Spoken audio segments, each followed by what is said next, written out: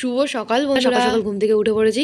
তো সকালবেলা থেকে আমার দুপুর অবধি আমার ছোট্ট কুঁড়ে ঘরে আমার কী কী কাজ থাকে চলো আজকে সেটাই তোমাদের সাথে ছোট্ট করে শেয়ার করবো। তো বিছানাটাকে আমি প্রথমে গুছিয়ে ঝেড়ে নিয়েছি, বিছানা তারপর টেবিলের ওপর দরজাগুলো একটু ঝেড়ে নিয়েছি, তারপরে কিন্তু আমি আমার ছোট্ট কুঁড়ে ঘরটা পরিষ্কার করে ঝাড় দিয়ে নিয়েছি।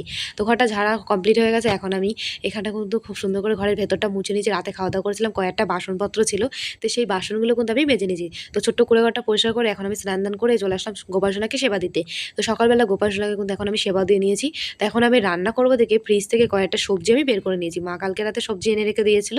তো এখানে ঝিঙে, আলু সব কিছু আমি বের করে নিয়েছি যা যা আমার লাগবে।